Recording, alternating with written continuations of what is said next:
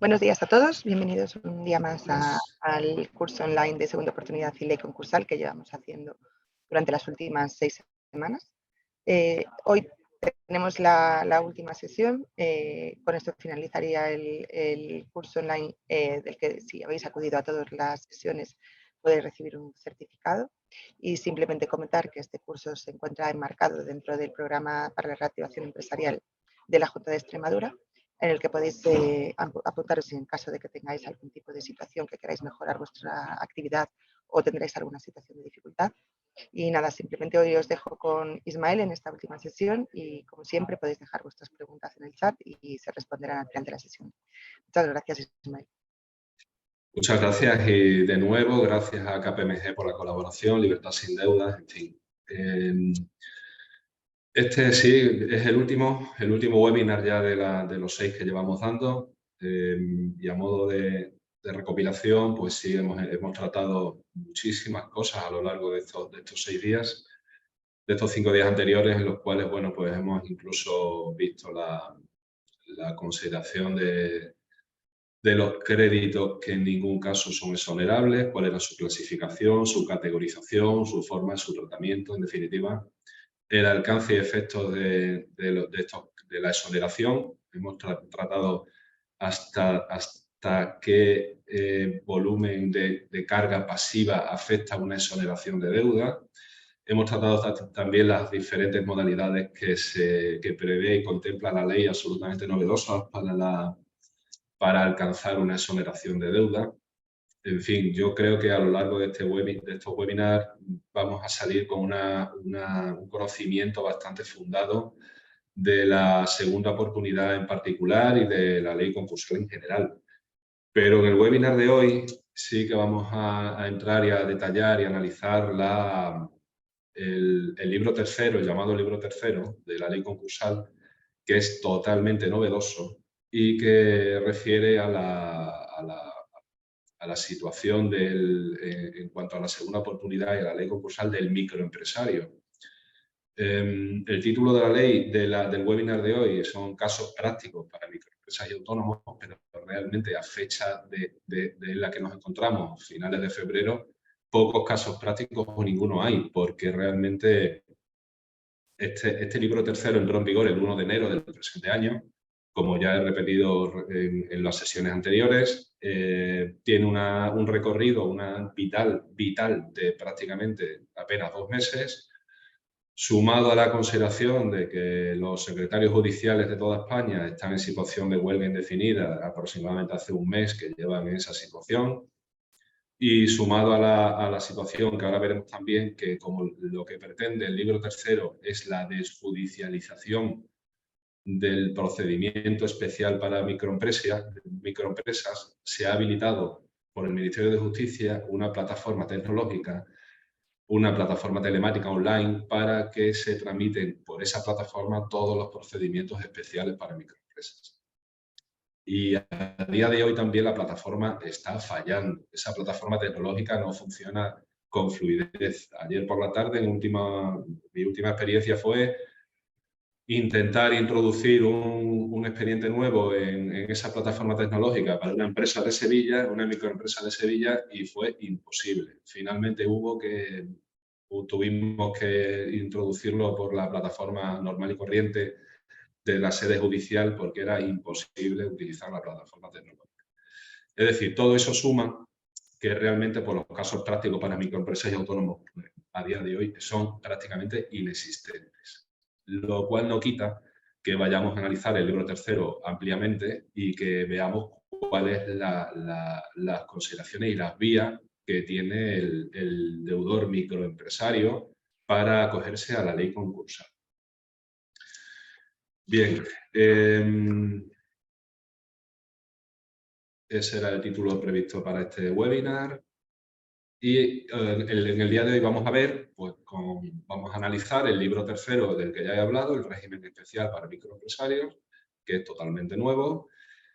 Trataremos muy por encima la comunicación de apertura de negociaciones con los acreedores, porque ya lo hemos tratado en el llamado derecho preconcursal del del artículo 690, el único artículo dentro del libro tercero que habla del derecho perconcursal, pero que hace referencia a todo el libro segundo que ya analizamos en un solo webinar anteriormente, que es el derecho perconcursal para empresas, al cual, vuelvo a repetir, el microempresario autónomo o sociedad limitada, sociedad mercantil que no llegue, no alcance los baremos, que luego veremos, también puede acogerse al libro segundo, pero con las particularidades que ya vimos del artículo 690. Todo esto fue objeto de un webinar anterior. Y trataremos la apertura del procedimiento especial, bien eligiendo un procedimiento de continuación o un procedimiento de liquidación, que es tal y como viene detallado en el libro tercero. Ese va a ser el esquema de hoy.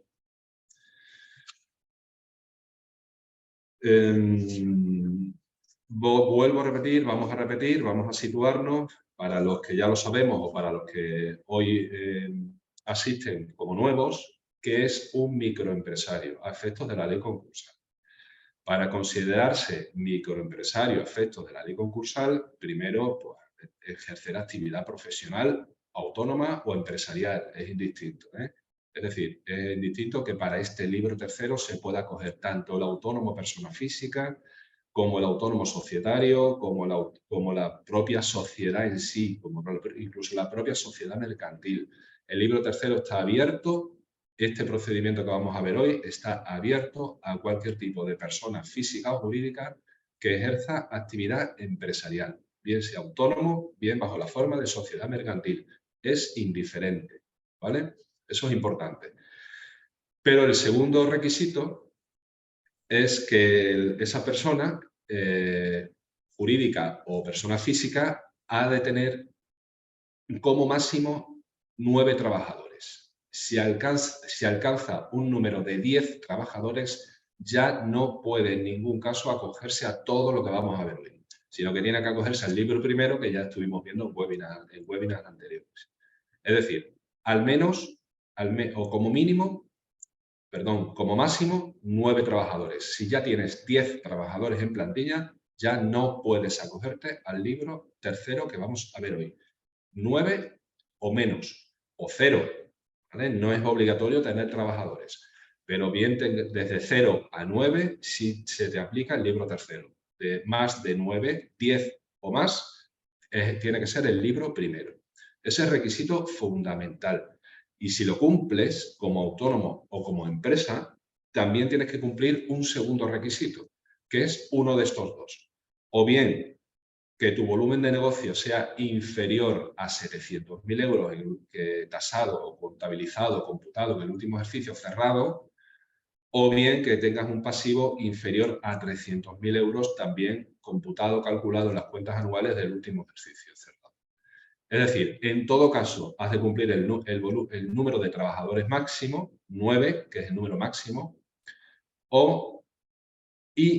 uno de estos dos, o bien que tu volumen de negocio sea inferior a 700.000 euros o que tu pasivo sea inferior a 300.000 euros. Os pongo un ejemplo. Una empresa que tenga 9 trabajadores, pero que tenga un volumen de negocio de 1 millón de euros y un pasivo de 500.000 euros, sí o sí se tiene que ir al libro primero, no al libro tercero en el que vamos a ver. El número de trabajadores es obligatorio y además uno de los siguientes. O bien que tu volumen de negocio sea inferior a 700.000 o bien que tu pasivo sea inferior a 300. ¿Vale? Uno de los dos. Eso ya lo tenemos claro y seguimos avanzando y empezamos a decir que al microempresario se le aplica de forma obligatoria el libro tercero, que es lo que vamos a ver hoy. Esa aplicación es obligatoria. No puede en ningún caso acogerse el microempresario a la declaración concursal típica de toda la vida del libro primero, que es la que conocemos hasta hoy y la que de una forma u otra tenemos constancia o bien en propias empresas de la competencia o en medios de comunicación. La declaración concursal normal y corriente de toda la vida es la del libro primero y el microempresario le está prohibido acogerse a ese libro primero. Tiene que acogerse obligatoriamente a lo que vamos a ver hoy. Y lo que vamos a ver hoy entró en vigor, como digo, el 1 de enero de este año. El 1 de enero de 2023. Lleva apenas 2 meses de trayectoria de vida. Por lo tanto, el libro primero, que trata de la declaración de concurso, no le resulta aplicable al microempresario, sino que es el libro, salvo el libro segundo, que es el que trata del derecho preconcursal, que ya vimos en un webinar anterior. Se pensaba, o se preveía, que los mecanismos preconcursales estaban prácticamente diseñados para que se acogieran a ellos las grandes empresas, y en modo alguno los mecanismos preconcursales, que son los antiguos acuerdos de refinanciación o acuerdos extrajudiciales de pagos, estaban abiertos no solo para microempresarios, sino para no solo para empresas grandes, sino para cualquier tipo de empresa. Pero si bien es cierto que la realidad, solamente las medias y grandes empresas fueron las que se acogieron a los acuerdos de refinanciación. Hoy yo creo que han flexibilizado bastante el derecho preconcursal y lo han acomodado a las circunstancias de las pequeñísimas empresas o pequeñas empresas y incluso de los autónomos. Y a la inversa, la media empresa y la gran empresa no podrá acogerse al libro que vamos a ver hoy, que es para reservado exclusivamente para el microempresario. Bueno, características especiales de este procedimiento en líneas generales. Pues un procedimiento especial, si lo llama la norma, un procedimiento especial es único y es simplificado, y en el que se prevé una reducción de costes. Resulta válido este procedimiento para cualquier tipo de insolvencia, bien sea que nos encontremos en situación de insolvencia actual, en insolvencia inminente, que os recuerdo que es aquella que se prevé, que el deudor prevé tenerla o sufrirla a 2 a 3 meses vista, e insolvencia de mera probabilidad o probable, que es aquella que el deudor prevé que acontezca en los 2 años siguientes. Y para el autónomo, persona física, se permite la exoneración del pasivo insatisfecho, pero solo en las situaciones de insolvencia actual o insolvencia inminente, no en la insolvencia probable. Aquí me voy a parar un poquito. Es decir, ya hablamos en un webinar anterior que el único que puede acogerse al famoso EPI, exoneración del pasivo insatisfecho, que en realidad es la segunda oportunidad, es una persona física, no una persona jurídica. Las segundas oportunidades están previstas para las personas físicas, no para las personas jurídicas, no para las sociedades. ¿Por qué? Porque la sociedad, si realmente termina exonerándose de un pasivo insatisfecho, es porque ha desaparecido del mercado, es porque esa empresa ha cerrado y ha desaparecido, por lo cual esa empresa nunca tendrá una segunda oportunidad. Quien tiene una segunda oportunidad es la persona física, el autónomo en nuestro caso. En ningún caso una sociedad mercantil. La sociedad mercantil podrá alcanzar, mediante este libro tercero, podrá alcanzar una cancelación o la aprobación de un plan de continuación. Pero eso es porque el acreedor ha aceptado voluntariamente someterse a un plan de continuación y que se le aplique una determinada quita en el crédito o una determinada espera en el cobro. Pero en ningún caso porque se le exonera de la deuda. La exoneración de deuda solo está prevista para las personas físicas, naturales, para los autónomos en vuestro caso, en ningún caso para las sociedades. Por aquello de que una sociedad no puede acceder a una segunda oportunidad. Se puede acoger al libro tercero, podrá sanearse, podrá plantear una quita en su crédito y una espera en el pago, pero en ningún caso se le exonerará de deuda, que es una cuestión muy diferente. Sí se le aplica una quita que en realidad es una exoneración, pero no porque el juez acuerde, admita una exoneración, sino porque el acreedor lo acepta, que son conceptos totalmente diferentes.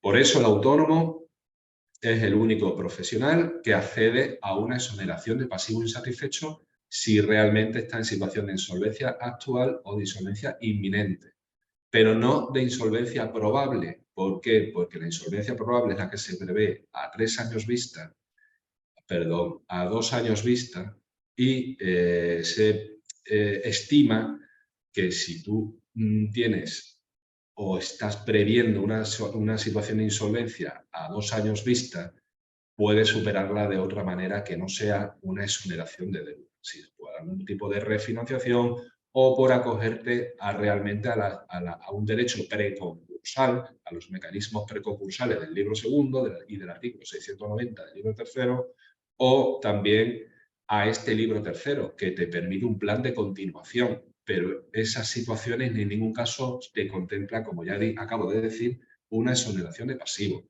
La exoneración de pasivos pura y dura solo se accede si te encuentras en situación de insolvencia actual o inminente, no probable. Para situaciones de insolvencia probable hay otros mecanismos y hay otros caminos para superar esa situación. ¿Cuáles son esas? Ya vimos en también webinars anteriores los estados de insolvencia, que lo acabo de decir, lo repito. La actual se da en aquella circunstancia que el deudor, el empresario, no puede cumplir sus obligaciones exigibles al día de hoy. La insolvencia inminente, en que el deudor no puede cumplirlas en los 3 meses siguientes, y la probable, en que no puede cumplirlas en los 2 años siguientes.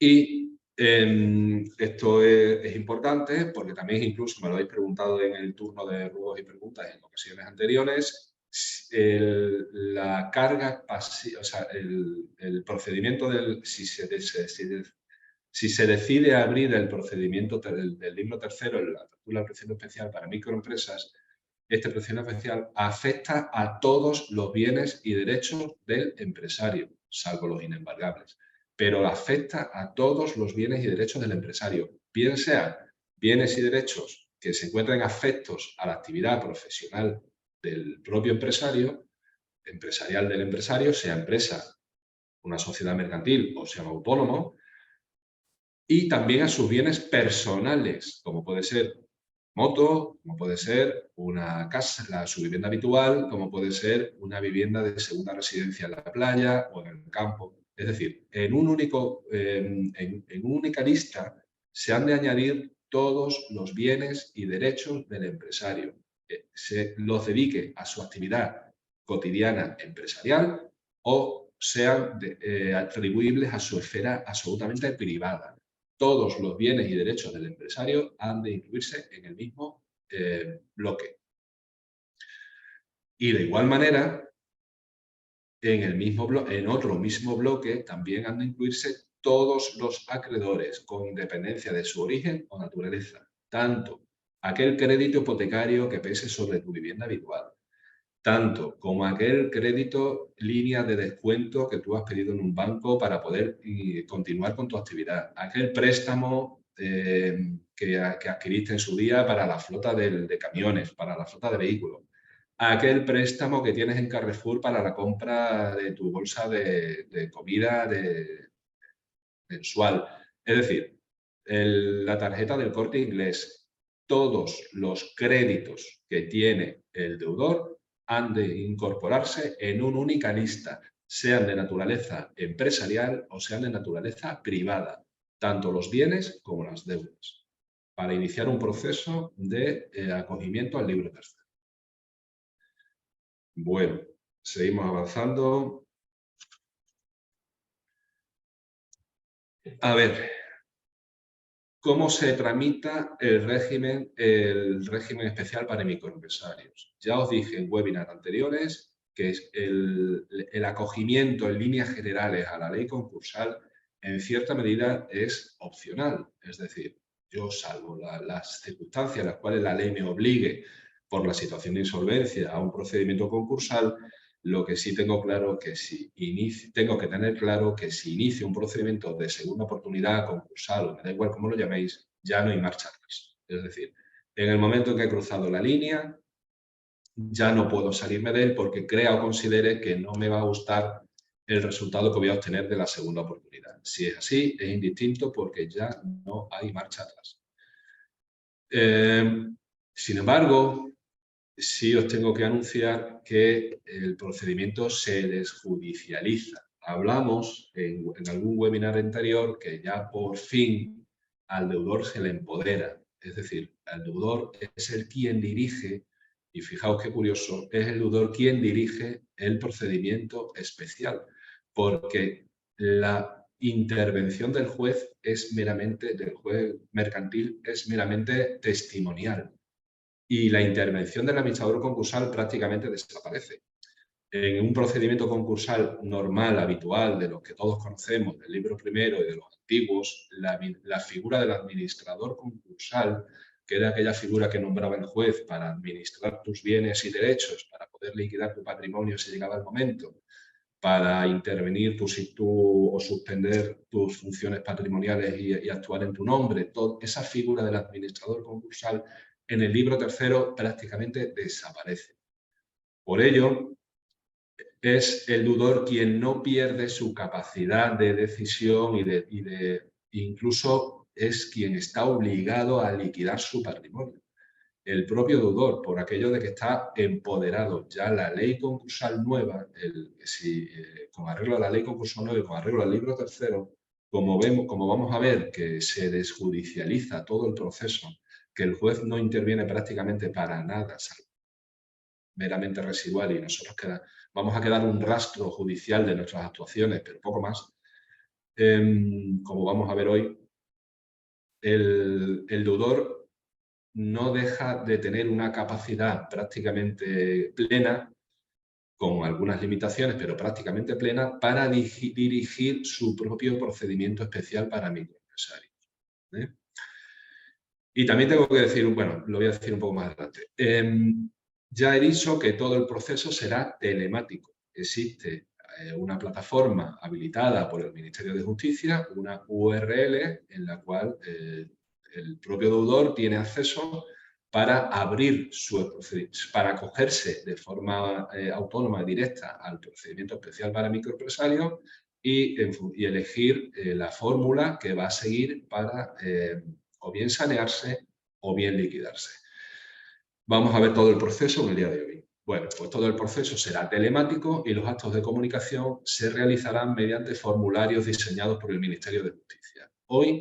A día de hoy, hay 32 formularios diseñados por el Ministerio de Justicia que están habilitados en esa plataforma tecnológica, 32 formularios para acogerse al proceso del libro tercero. Como bien os digo, la idea era la siguiente, o sea, esa plataforma tecnológica está enlazada con los diferentes juzgados competentes en función de tu situación, de tu centro de principales intereses. Si tú eres una empresa de Cáceres, de la provincia de Cáceres, me da igual, tu juzgado competente sería el juzgado de primera instancia número 1, instrucción de Cáceres en función de lo mercantil, y en teoría la plataforma tecnológica está enlazada con ese juzgado para que ya detecta tu localidad. Cuando tú le introduces tu código postal en la plataforma, esa misma plataforma, al dar de alta el expediente, le comunica automáticamente al juzgado de primera instancia, instrucción número 1 de Cáceres, la apertura del procedimiento especial que tú mismo has elegido iniciar. Pero ese enlace no funciona a día de hoy. Por lo tanto, tengo que acceder a la plataforma para comunicar o iniciar un proceso. Sí, porque es obligatorio. Al menos que la plataforma quede rastro que lo has intentado y la has cumplimentado correctamente, porque es obligatorio acceder por la plataforma. Luego hay fórmulas que los abogados tenemos para acreditar que esa plataforma funciona, descargar el fichero correcto, el fichero que tú mismo has rellenado, ahora explicaré cómo se hace, de que se ha rellenado el nombre del microempresario para acogerse al libro tercero y comunicarlo por la vía normal al juzgado competente que tenemos los abogados de comunicación. Pero, en definitiva, hay que acceder por la plataforma para quedar rastro y que quede registro de que lo has intentado por ahí, porque el acceso al libro tercero mediante el formulario correspondiente es obligatorio. Este procedimiento tendrá un carácter adaptable o modular en función de la aplicación de ciertas medidas o efectos adicionales.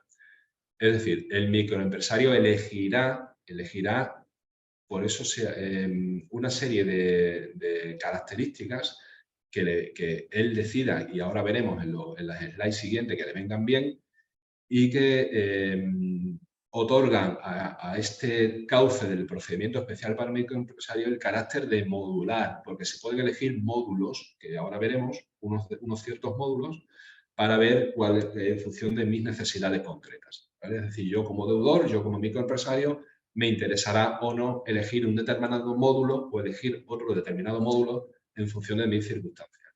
Veremos cuáles son esos módulos y son totalmente opcionales. Por eso se le otorga un carácter modular. Y la solicitud de apertura deberá hacerse con abogado y con procurador. Fijaos con esto porque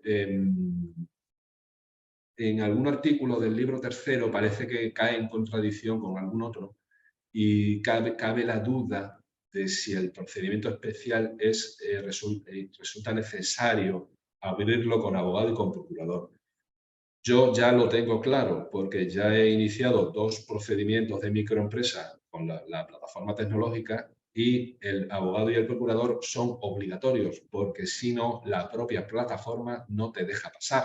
Por lo tanto, queda claro que la interpretación que pudiera estar dudosa del libro tercero respecto de si es necesario un abogado y si es necesario un procurador, queda claro con el uso actual de la plataforma, porque si no tienes abogado y procurador, la plataforma no te deja pasar. Por lo tanto, sí es obligatorio. Y el procurador, además, ha de ir apoderado con facultades, no solo generales, sino facultades especiales, porque en definitiva lo que estás pidiendo es la solicitud de un procedimiento concursal. Y para pedir la solicitud de un procedimiento concursal es obligatorio el apoderamiento al procurador con facultades especiales. Además, en caso de empresa, en caso de sociedad mercantil, ha de ir acompañado el procedimiento con una declaración del administrador social de la empresa, bien sea administración social única, mancomunada, colegiada o solidaria, del administrador social de la empresa que determina con claridad la voluntad o la necesidad de que esa empresa ha de acogerse al procedimiento especial para microempresas. Sin esa declaración de voluntad o de necesidad del propio administrador social de la empresa, no es posible abrir un procedimiento especial. Y esto es importantísimo y hay que tener muchísimo cuidado por la razón que voy a decir ahora. Se considerará en todo caso el procedimiento culpable si se comete inexactitud grave o se aporta documentación falsa. Explico. Como es un proceso que está desjudicializado, que ni siquiera un administrador concursal va a entrar a revisar si tú, voluntaria o involuntariamente, has aportado cierta documentación que no se corresponde con la realidad o has cometido inexactitud grave, el procedimiento concursal se va a declarar culpable y es una sanción muy grave que ahora explicaré en qué consiste eso. Pero lo que pretende la ley es esto. Como el procedimiento se desjudicializa y prácticamente no va a haber nadie que te controle y ni siquiera se va a nombrar un administrador concursal, salvo quizá ese control se produzca a posteriori por el propio juez a la hora del informe final de liquidación, si se advierte el hecho, llegado el momento, porque un acreedor lo ponga de manifiesto o porque el propio juzgado lo controle de oficio, de que tú has aportado documentación falsa o de que tú has cometido inexactitud grave, el concurso se va a declarar culpable. Y eso supone que, primero, que no te ha valido para nada lo que tú has hecho. Te has gastado un dinero, un tiempo, has llegado a un acuerdo de continuación o has liquidado tu empresa y resulta que no te ha valido para nada, porque sigues teniendo toda la deuda, sigues siendo responsable de toda la deuda. La culpabilidad concursal supone una responsabilidad económica. ¿Por qué? Porque si no se te libera de la deuda, seguirás siendo responsable de toda ella si se declara un concurso culpable. Y no solo eso, sino que tú como empresa, como sociedad, si eres autónomo está claro, si eres autónomo nunca alcanzarás un EPI, porque era la culpabilidad concursal, era una de las causas que estuvimos viendo en un webinar anterior por las cuales no eres un deudor de buena fe y no se te va a conceder nunca una exoneración de deuda. Pero si eres una empresa, si eres una sociedad mercantil, esa culpabilidad puede afectar al administrador social, a aquel socio de la empresa que haya sido también que se le vincule o le salpique esa culpabilidad concursal, e incluso a cualquier otra persona afectada por esa calificación de culpabilidad que el juez lo considere. Es decir, incluso los administradores de hecho, que no son los de derecho, sino aquellos que mueven los hilos de la empresa en la sombra, legítimamente o no, pero que en definitiva son los que toman decisiones de cierto calado en la empresa y puede ser considerado administrador de hecho. Es decir, una sociedad mercantil que la metemos en un procedimiento de microempresas para liquidarla de forma ordenada, para que alcancen todos los acreedores el cobro que corresponda si es que cobran. Y al final queda una deuda pendiente tras la liquidación y el cierre de la empresa. Y esa deuda automáticamente desaparece porque desaparece el deudor. Si tenemos finalmente una declaración de culpabilidad, no nos ha valido para nada, porque seremos responsables de ese remanente de deuda que quede como personas físicas, no solo el administrador social, sino quizá algún socio, quizá algún tercero, quizá alguno que pase por allí y que haya sido condenado por el juez como persona afectada por la calificación. Y esto es de una importancia gravísima. Y no solo se le puede considerar a un procedimiento culpable concursalmente porque hayamos aportado documentación falsa, eso quieras que no es hasta casi delictivo, sino porque hayamos simplemente cometido inexactitud grave. Y nos vamos al punto 5, cuando cometemos inexactitud grave. Y esto es muy fácil de incurrir en este hecho. Si cualquiera de los datos informados sean superiores o inferiores al 20% del establecido en el formulario con un mínimo de 10.000 euros. ¿En qué formulario? En el formulario del punto 1, en el formulario correspondiente de los 32 que tiene el Ministerio de Justicia y que yo, como deudor, es el que elijo para abrir mi procedimiento especial. Y yo soy el que introduzco ahí los datos manualmente en un formulario telemático.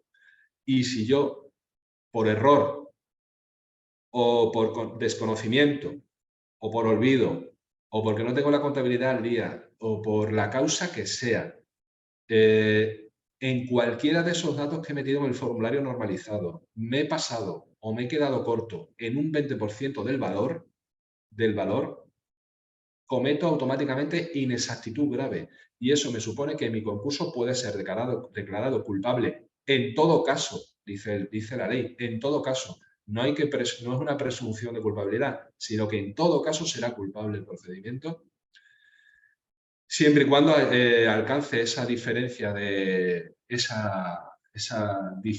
valor un mínimo de 10.000 euros. ¿En qué valor? En el importe del pasivo, en el importe total de un ejercicio, en la cifra de ingreso, en el importe del activo o en la cifra de gasto. Ojo con esto porque es muy fácil incurrir en esta causa. Muy fácil. Y os pongo un ejemplo muy claro.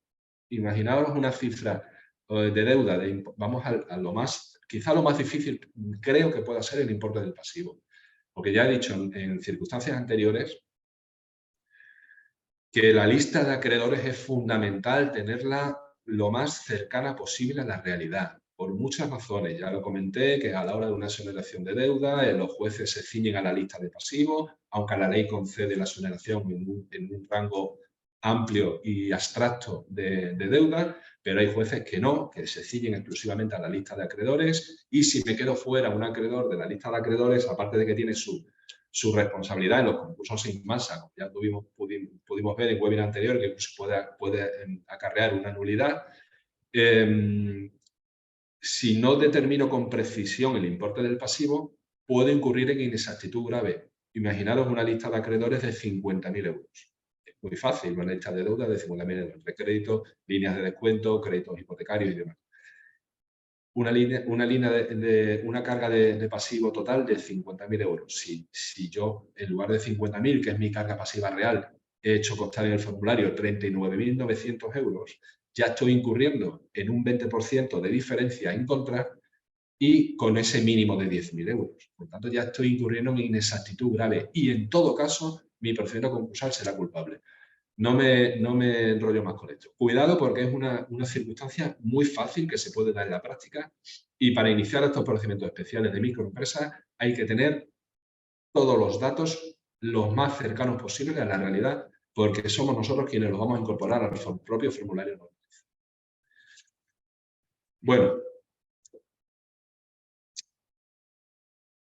esta slide ya la vimos en el libro primero, la vimos detenidamente, en el libro primero, perdón, en el libro segundo, la vimos detenidamente porque fue objeto de un webinar enterito. Y fue el artículo 690, estuvimos analizando el libro segundo y el artículo 690 del libro tercero, que es el único artículo que habla de las particularidades del derecho preconcursal para los microempresarios a las que hay que aplicar al libro segundo. En fin, no, voy a dar un pase rápido porque ya fue objeto de un webinar anterior. El artículo 690 te permite acogerte al derecho preconcursal, no al concursal, que es el que estamos viendo hoy, sino al preconcursal, y acogerte a los mecanismos preconcursales de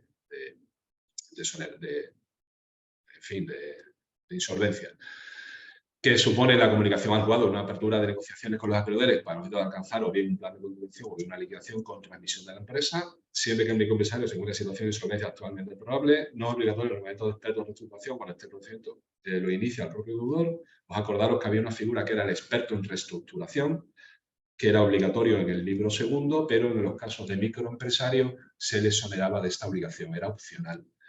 No se permite el prórroga tras el plazo de 3 meses para alcanzar un acuerdo. Acordaos que en el libro segundo se permitían sucesivas prórrogas, 3 más 3 más 3, porque no se contemplaba una prohibición en ese sentido, pero si eres un microempresario y te acoges al derecho preconcursal, el plazo era solo de 3 meses. La suspensión de ejecuciones no afectaba en ningún caso a los acreedores públicos, por ejemplo, Seguridad Social o Agencia Tributaria, salvo que los bienes fueran necesarios para la continuidad de la actividad empresarial, y el resto de ejecuciones se paralizarán durante ese plazo de 3 meses. Y si al finalmente no se llega a un acuerdo en esos 3 meses, era obligatorio solicitar de inmediato el procedimiento especial, que es el que vamos a ver hoy. Es decir, todo esto eran las pinceladas, las particularidades, las especialidades del derecho preconcursal para microempresarios aplicables al libro segundo. Y si eso no me funcionaba, si la comunicación apertura con los acreedores transcurrido ese plazo de 3 meses no me funcionaba, sí o sí tengo que acogerme inmediatamente al procedimiento que vamos a ver hoy, al que estamos viendo hoy, al procedimiento especial para microempresarios. ¿Vale? Pues, ¿cómo abro ese procedimiento especial para microempresarios? Bueno,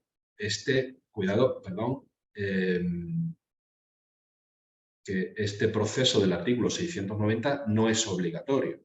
No es obligatorio. Yo elijo acogerme al derecho preconcursal, que es este, o elijo acogerme al derecho concursal, que es el que estamos viendo hoy.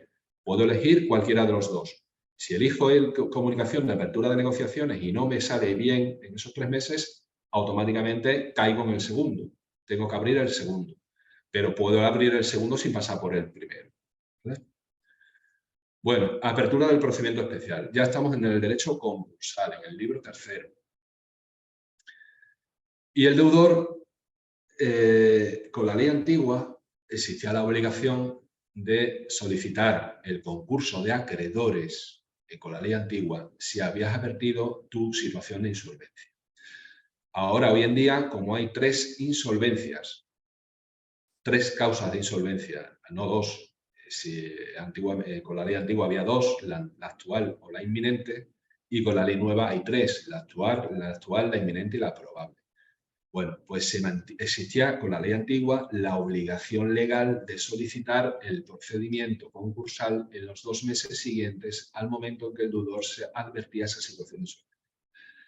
Eso se mantiene, eso se mantiene. Es decir, si tú como deudor has advertido que estás en situación de insolvencia actual o inminente, tienes la obligación legal de solicitar la apertura del procedimiento especial en los 2 meses siguientes.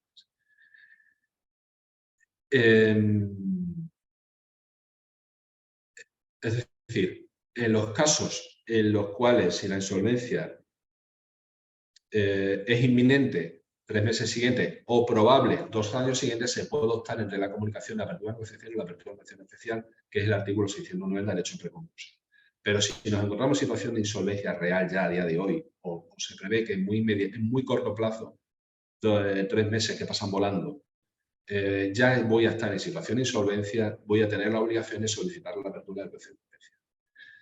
E incluso esa obligación, ese deber, se reduce a 1 mes si el sobreseimiento en el pago se produce sobre ciertas deudas, que son pues, deudas tributarias, deudas de seguridad social, deudas de salario, indemnizaciones y de demás retribuciones a los trabajadores, y quitas esperas en un plan...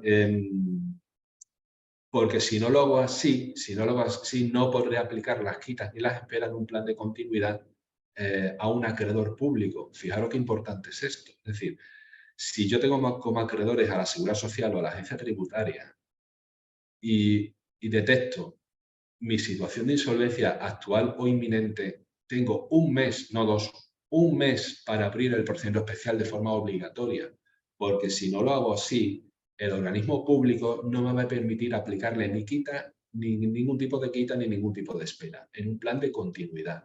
Y esto es muy importante para preservar la continuidad de mi empresa en el mercado.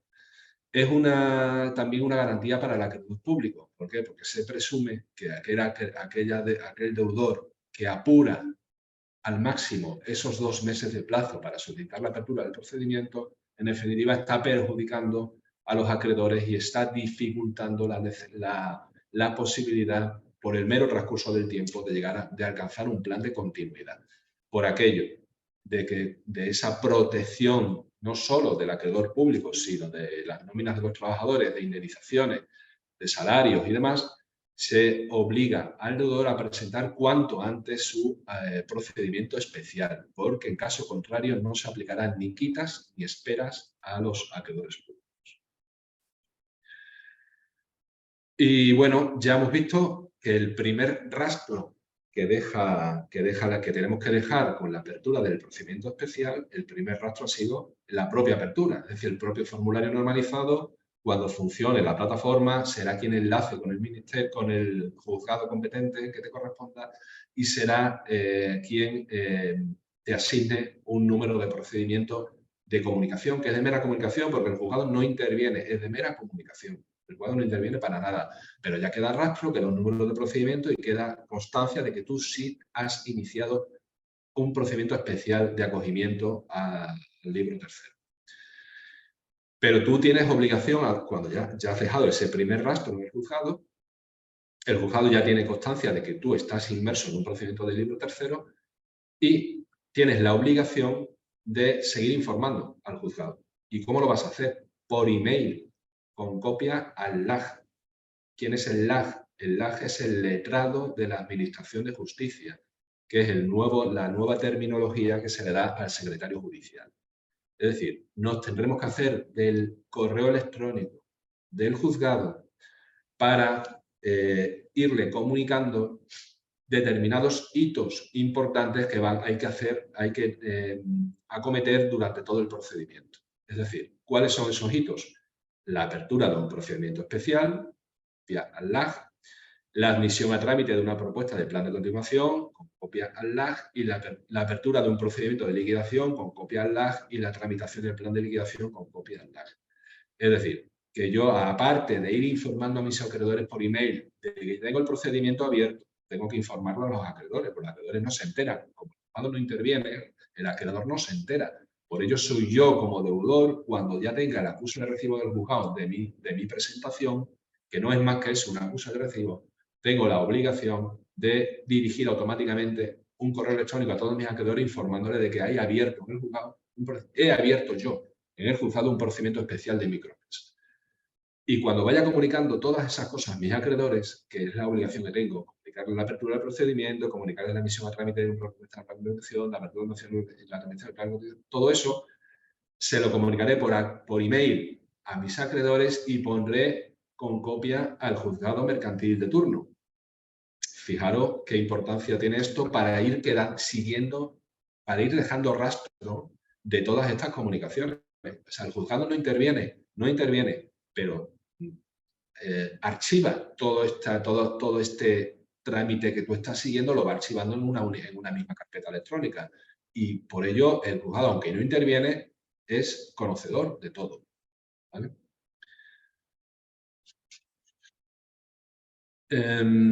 Seguimos con el procedimiento especial. Bueno, yo decido ya acogerme a un procedimiento especial para el médico empresario, pero tengo dos opciones. O bien elijo continuar en el mercado, o bien elijo que se me liquide y cerrar. Yo tengo la posibilidad de elegir la continuidad o la liquidación. Yo elijo, nadie lo elige por mí. Yo soy quien decido si lucho o tengo capacidad financiera, patrimonial y determinadas actuaciones que ahora veremos que voy a hacer en mi patrimonio para poder atender mi deuda y continuar mi actividad en el mercado, o bien no tengo ninguna opción de continuar en el mercado porque soy yo quien conoce el negocio, mi empresa, las circunstancias que se me avecinan y todo lo que me rodea, y elijo voluntariamente no continuar en el mercado, sino la liquidación de mi empresa directamente, para llegar al fin definitivo, al cierre definitivo, pagar hasta donde se alcance y que el concurso se cierre el procedimiento se cierre como se cerraban los concursos anteriores.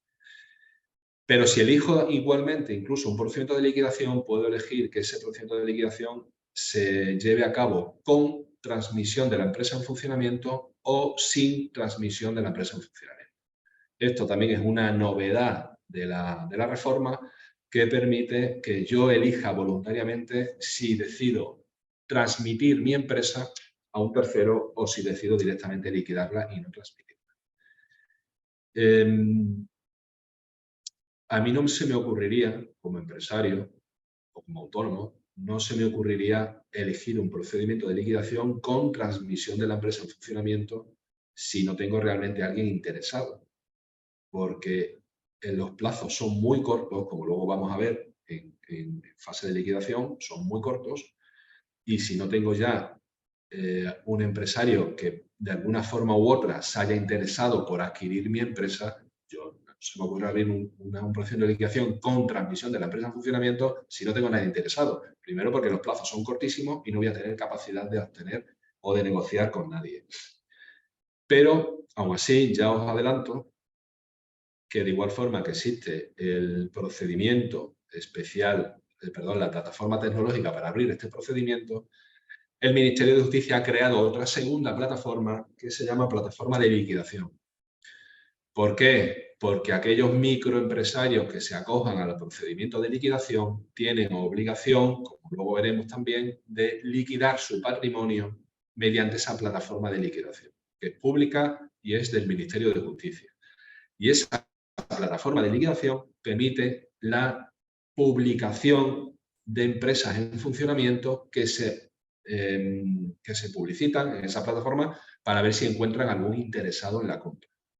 Yo voy a pensar que eso va a ser no creo que ningún interesado compre una empresa en funcionamiento a través de la plataforma de liquidación. Primero, porque saben muy bien qué vicios ocultos o qué responsabilidades le pueden venir acarreadas con esa compra. Y segundo, porque quizá no conozca en modo alguno la evolución en el mercado de esa empresa. En fin, yo creo que será prácticamente residual la compra de empresas en funcionamiento a través de la plataforma de liquidación, salvo que tú tengas un competidor directo que realmente, o otra empresa del mismo grupo, que realmente pretenda comprar esa empresa en funcionamiento mediante el procedimiento de liquidación con transmisión. Pero bueno, esa plataforma de liquidación existe, que a día de hoy podéis buscarla en internet y podéis acceder a ella. A día de hoy, ayer por la tarde no había absolutamente nada colgado de ninguna empresa. Ahí se cuelgan en esa plataforma de liquidación, se cuelgan no solo las empresas en funcionamiento que se ofrecen para la compra, sino que se cuelgan pues, cualquier otro activo, como puede ser un bien inmueble, un bien mueble, o incluso los derechos de crédito, es decir, las carteras, las cesiones de cartera, que ahora veremos más adelante que también es posible transmitirlas mediante el libro tercero. Es decir, el dinero que una empresa tenga en la calle, que se le deba, la facturación pendiente de cobro, los llamados derechos de cartera o deudas comerciales a cobrar, clientes comerciales a cobrar, perdón, esos clientes comerciales también pueden de forma autónoma transmitirse como un bien más de la empresa en liquidación. Vale. Ya he visto que podré elegir entre un procedimiento de continuación o un procedimiento de liquidación, pero en ningún caso podré elegir el de continuación si el volumen, el peso ponderado de mi carga pasiva total es del 85% del crédito, de un crédito público, de créditos públicos. Si los créditos públicos, deuda que yo le deba a una agencia tributaria o a una seguridad social, representa por sí solo o en conjunto el 85% mínimo del total de mi carga pasiva, sí o sí me tengo que ir a liquidación. En ningún caso a continuación. Sí o sí a liquidación de forma obligatoria. En caso de insolvencia probable, que es una previsión de insolvencia a 2 años, no se permitirá en ningún caso un procedimiento de liquidación sin transmisión de la empresa en funcionamiento. Pues esto es entendible. Si mi situación de insolvencia es a 2 años, tengo otros mecanismos. O bien tengo los mecanismos preconcursales del libro segundo, o bien tengo el procedimiento de continuación del libro tercero. Pero no vamos a ir a liquidar sin transmisión, en ningún caso, porque la insolvencia es meramente probable. Puede pasar o no puede pasar. Y si me acojo a un mecanismo preconcursal, la superaré, seguramente. Si me acojo a un procedimiento de continuación, la superaré, seguramente. Pero sí podré acogerme a un procedimiento de liquidación con transmisión, sí, ahí sí, pero en ningún caso a un procedimiento de liquidación sin transmisión de la empresa en funcionamiento, si la insolvencia es meramente probable. Y este procedimiento especial en ningún caso te suprime las facultades patrimoniales. Ya hemos visto que para que tú tengas suspendida, o ya lo he dicho, las facultades patrimoniales, no tiene que, alguien tiene que sustituirte. ¿Quién te sustituiría? Te sustituiría un administrador concursal. Y como la figura del administrador concursal, como estamos viendo, no se nombra, la figura del administrador concursal no se nombra, desaparece de los procedimientos especiales de microempresa, se determina la supresión, o sea, en ningún caso se te suprimirán las facultades patrimoniales. Además tiene su sentido, porque seré yo quien liquide mi patrimonio. Voy a ser yo, deudor, quien liquide mi patrimonio sin acojo a un procedimiento de liquidación. Esto es importante, porque cuando yo, con la ley antigua, o aquellas empresas que se acojan al libro primero, se deciden abrir un procedimiento de liquidación, automáticamente por ley se le suprimen o se le sustituyen sus facultades patrimoniales por un administrador concursal. Aquí no. O sea, yo voy a poder elegir un procedimiento de liquidación sin supresión de mis facultades, porque como yo estoy liquidando, soy yo quien liquida, nadie lo hace por mí, necesito tener mis facultades intactas para poder vender. Si no, cualquier notario, por ejemplo, a la hora de vender un bien inmueble, esté o no esté grabado con carga, me va a requerir que esté en plenas facultades. Y si hay un juez que me las ha suspendido, no voy a poder vender nada. Como soy yo quien liquido, que ahora estoy empoderado, necesito conservar mis facultades. Bueno, ya elijo, he abierto un procedimiento especial de microempresa.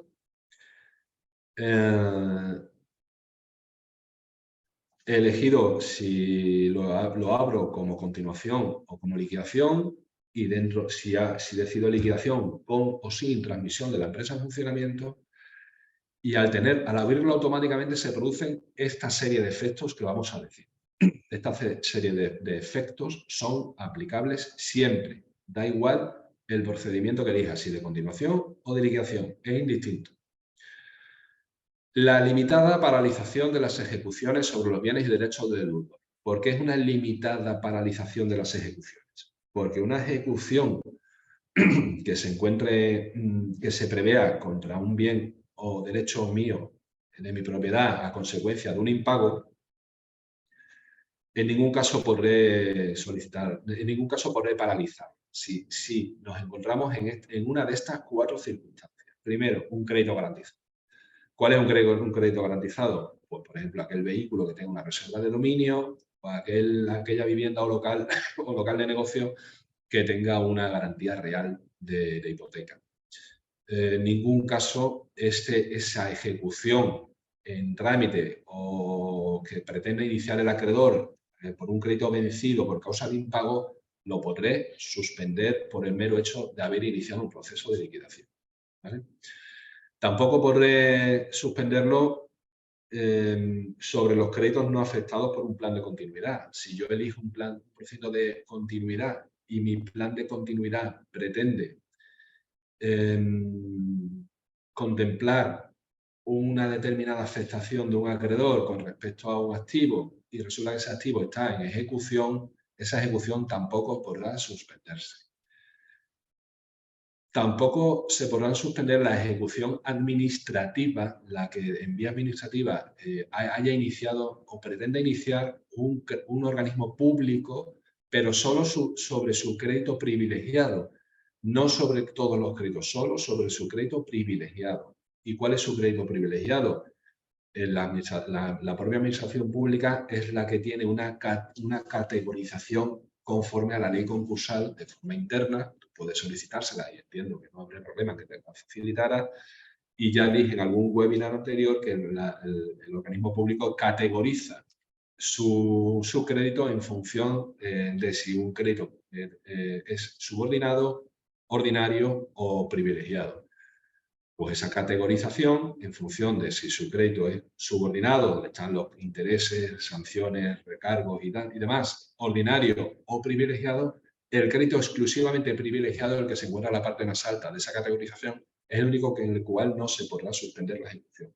Si se suspende la ejecución en los casos de apertura de procedimiento especial, los créditos ordinarios públicos y públicos subordinados, pero en ningún caso los créditos públicos privilegiados. Y por último, los créditos por determinadas cuotas de la Seguridad Social. La Seguridad Social también tiene una categorización y hay determinados créditos de cuotas por contingencias, tanto de Seguridad Social como a cargo de la Seguridad Social, a cargo del propio empresario, tampoco podrá ser ejecutado administrativamente. Al revés, sí podrá ser ejecutado administrativamente, el resto no. Otro efecto de la apertura del procedimiento especial, la suspensión de la causa de disolución obligatoria por pérdidas cualificadas, salvo en un procedimiento de liquidación sin transmisión de la empresa en funcionamiento. Es decir, a esa causa de disolución obligatoria por pérdidas, en ningún caso se ve afectado por un procedimiento especial de microempresa. La imposibilidad de modificación o reducción de contratos por causa de la apertura del procedimiento especial. No se podrá, el acreedor no podrá, o mejor dicho, la contraparte, puede ser que la contraparte no sea acreedor porque el crédito no está vencido ni es exigible, podrá obligarte a que tu contrato se vea modificado o se vea reducido por el mero hecho de que tú hayas iniciado un procedimiento especial. Eso es muy importante para quedar claro que el cumplimiento por la contraparte de un determinado contrato que te resulta incluso muy interesante para seguir obteniendo liquidez o tesorería en tu empresa no podrá verse ni modificado ni reducido en sus efectos por las situaciones que tú te encuentres con la apertura del proceso especial. Y de igual manera se mantienen sí o sí los contratos con obligaciones recíprocas pendientes de cumplimiento. Por ejemplo, aquel contrato de reserva de dominio de un vehículo o aquel contrato de financiación o aquel contrato de leasing, de arrendamiento financiero o aquel contrato simplemente de alquiler puro y simple de una nave donde tú ejerces la actividad. En ningún caso se podrá, por parte de la contraparte tuya, de ese contrato, se te podrá obligar a resolver ese contrato por las situaciones que tú te encuentres en situación de haber decidido la apertura de un procedimiento especial para microempresas. A ver, y ahora entramos en el carácter modular, del procedimiento especial de apertura de microempresas, porque ahora vamos a ver en esta slide y en la siguiente los módulos que vamos a poder elegir para, bien hayamos optado por un procedimiento de continuación, bien hayamos optado por un procedimiento de liquidación. Cada tipo de procedimiento que hayamos elegido tiene sus módulos diferentes.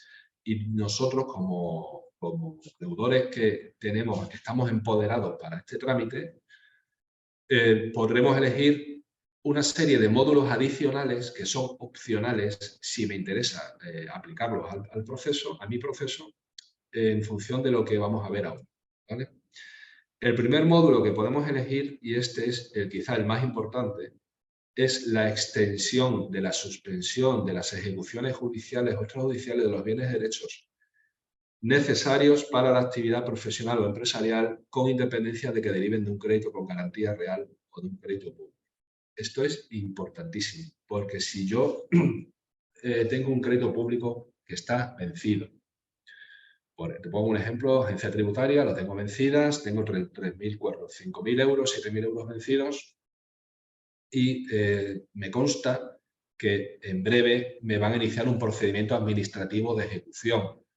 Yo podré solicitar en el mismo formulario normalizado que estoy rellenando, puedo pinchar un módulo que es este.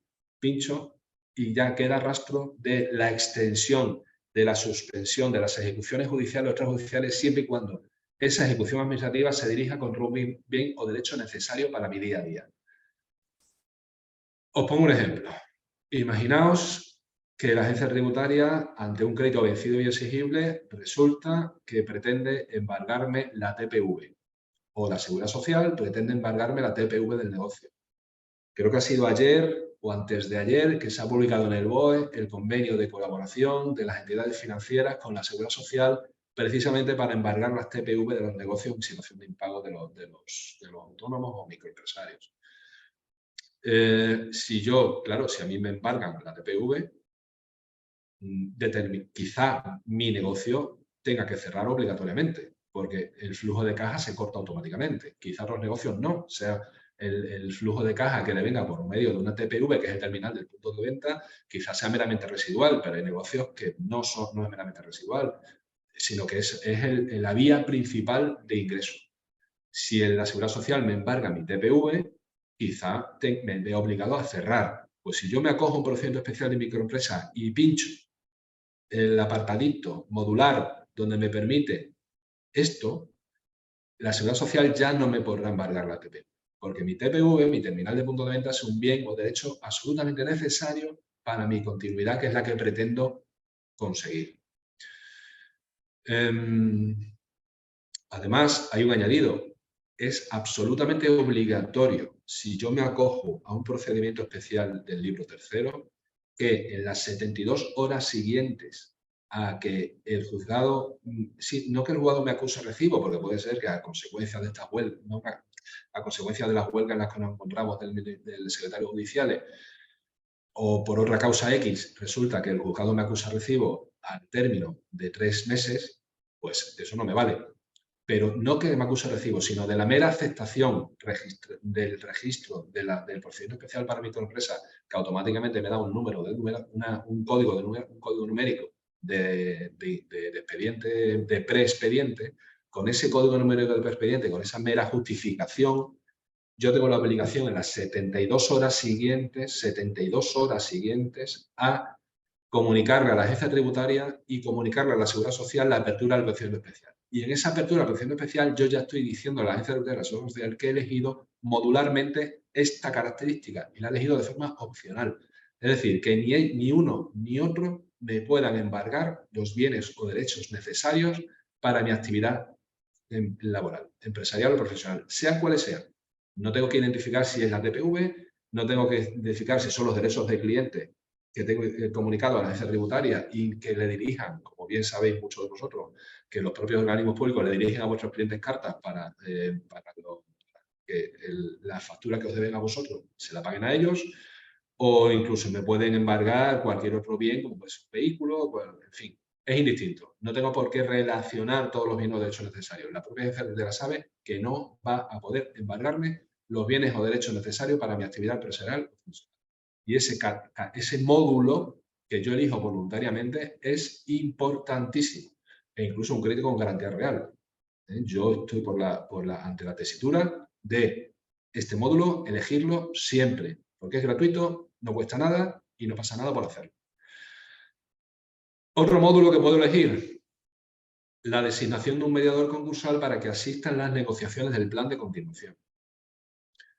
La figura del mediador concursal también ha quedado totalmente suprimida o relegada como la figura del administrador concursal. El mediador concursal era aquella persona inscrita en el Ministerio de Justicia cuya función era la de mediar, exclusivamente mediar, asistir, asesorar al deudor y también al acreedor para llegar a un acuerdo y en definitiva, a un acuerdo de pago de la deuda, de los llamados acuerdos extrajudiciales de pagos. Pues esta figura del mediador concursal, que muchos de nosotros estamos inscritos en el Ministerio de Justicia de forma obligatoria, se puede elegir, o sea, el microempresario puede elegir que se le designe un mediador concursal para que asista en las negociaciones del plan de continuación.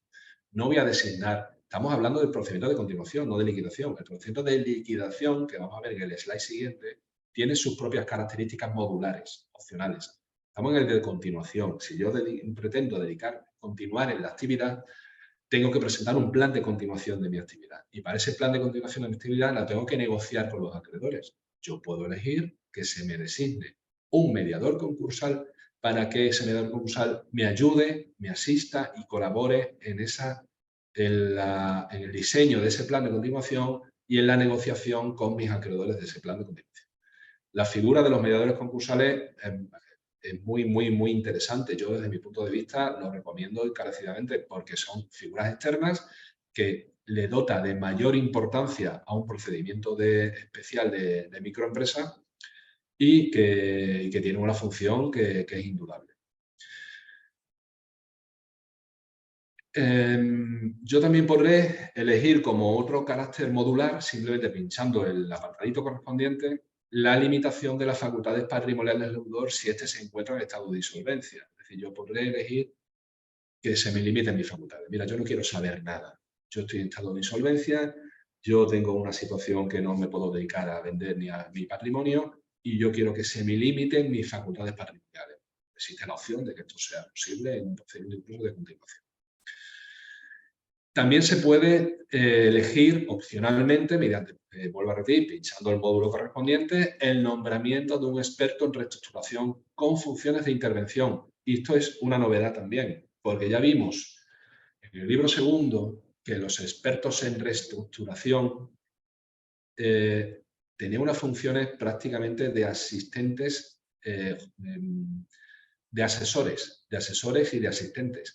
En ningún caso intervenían facultades. Aquí sí. Si tú eliges un procedimiento de continuación y eliges opcionalmente el nombramiento de un experto en reestructuración, que es una figura totalmente nueva de la ley de la reforma, puedes elegir, si tú has sido el deudor quien lo ha solicitado, puedes elegir, o bueno, si tú eres el deudor, sí, que tenga ese administrador, ese experto en reestructuración, tenga funciones de intervención o que te intervenga tus facultades patrimoniales o que te sustituyan tus facultades patrimoniales. Y esto es una novedad porque si eres tú quien lo solicita, puedes elegir que se te nombre ese experto con intervención o con suspensión de facultades, o si el procedimiento especial lo inicia un acreedor, que también puede ser, uno de los 32 formularios normalizados que tiene el Ministerio de Justicia, uno expresamente está dedicado a que sea el acreedor quien solicite la apertura de un procedimiento especial tuyo de continuación o de liquidación. Eso puede pasar. Y si el acreedor elige el nombramiento de un experto en reestructuración,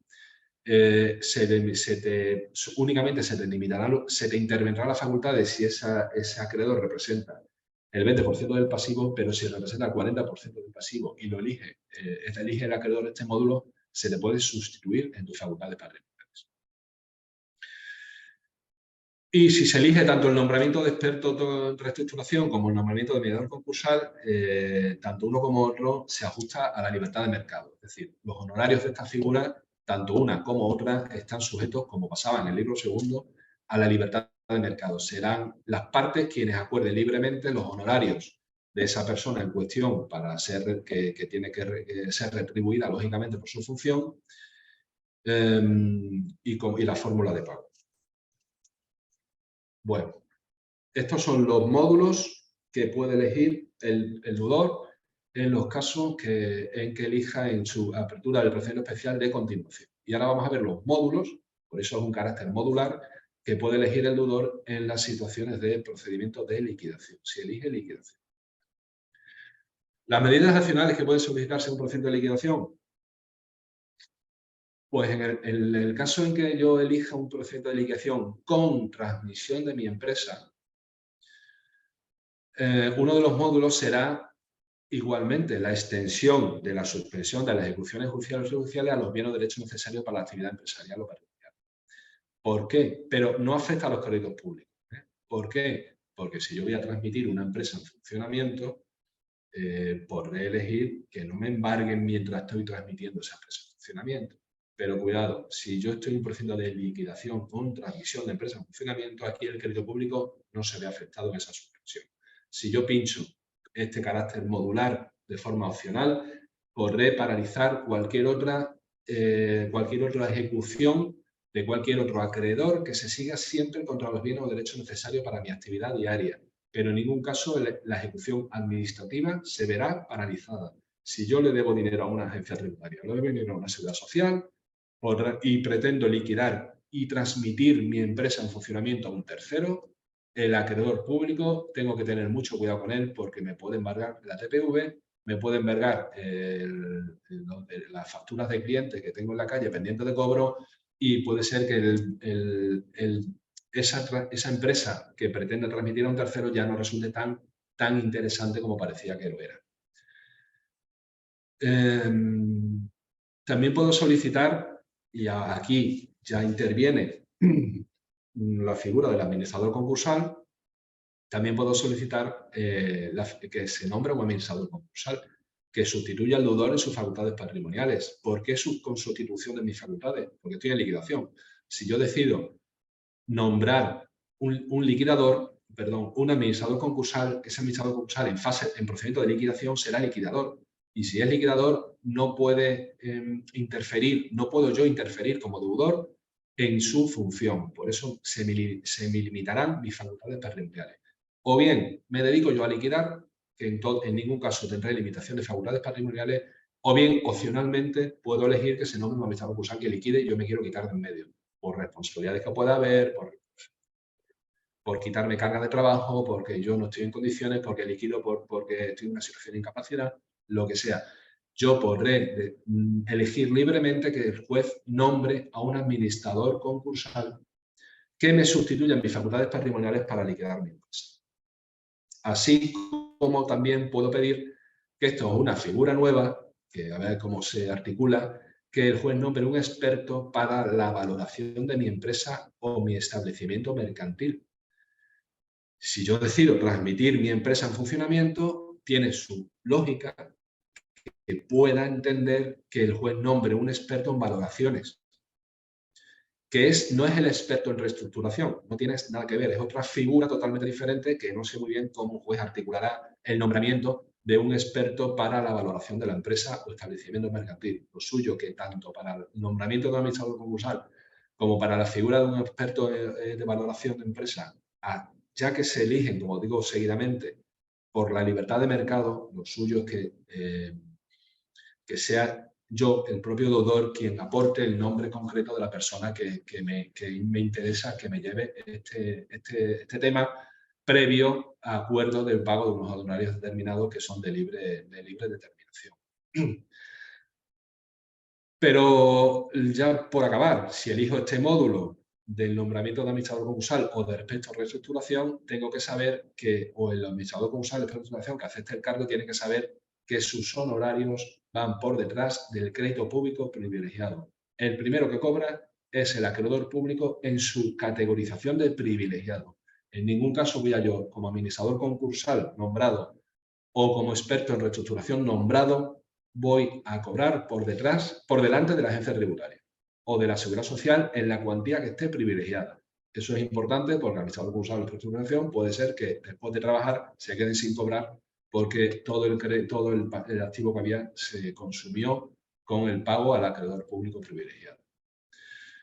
Bueno, pues estos son los módulos que se pueden elegir si opto por un procedimiento de liquidación.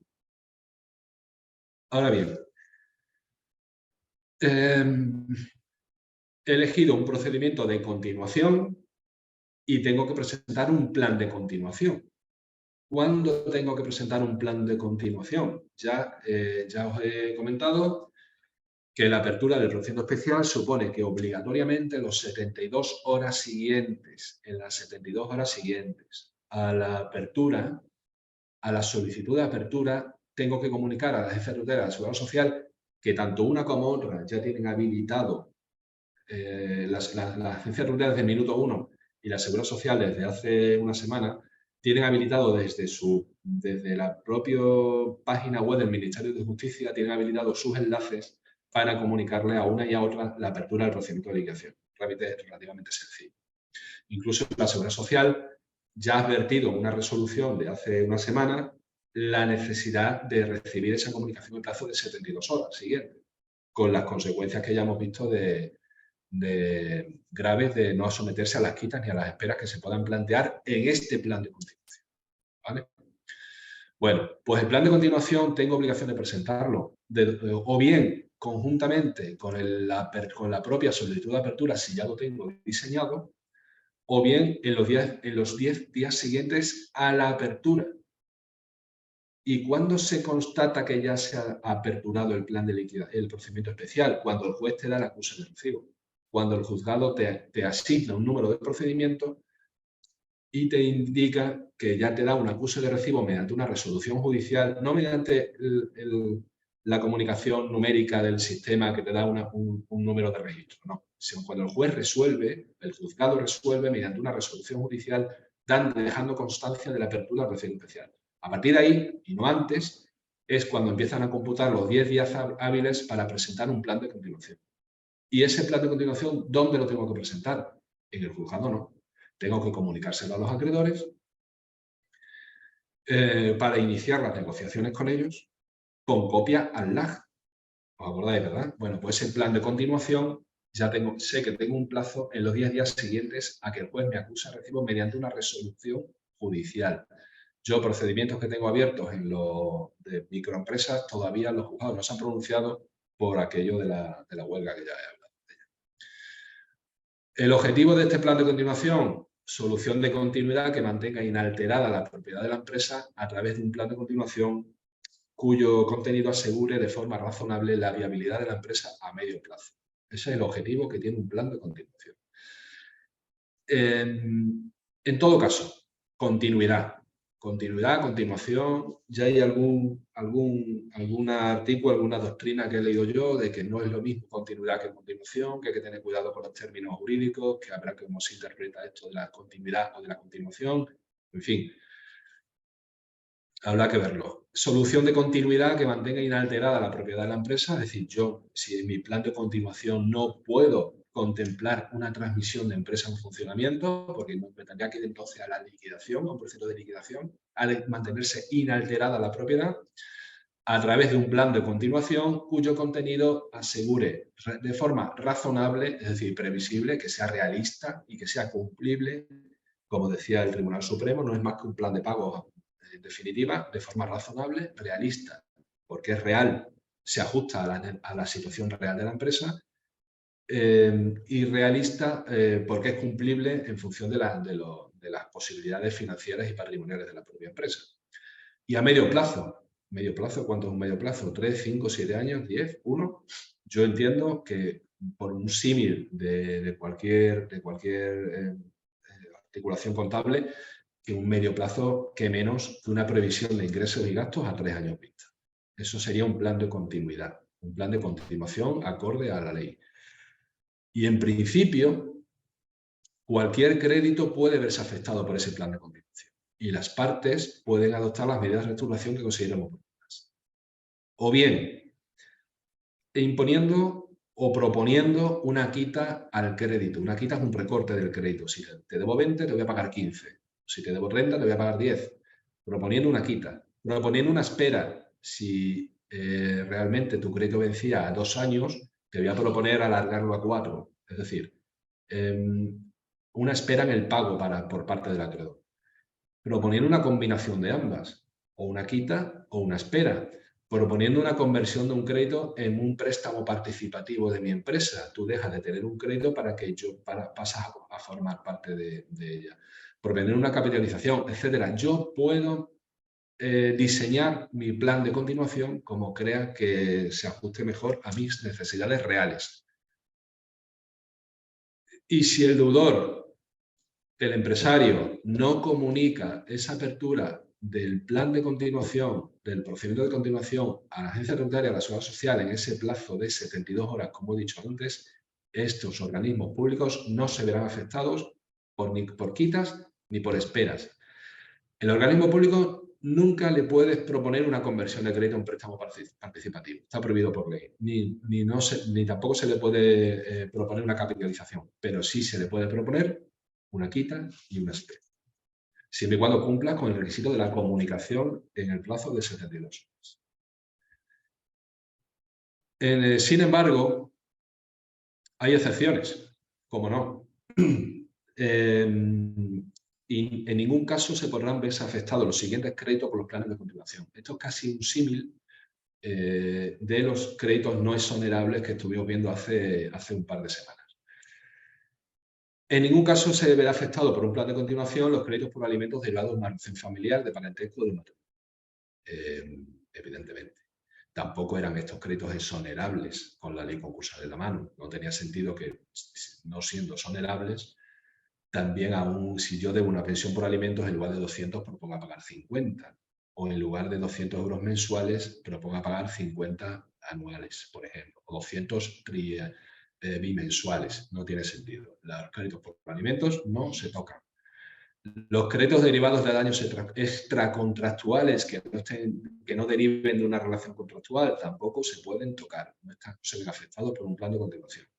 Los créditos derivados de relaciones laborales distintas de las del personal de alta dirección, tampoco. El personal de alta dirección sí, aquellos que tienen realmente una nómina que supera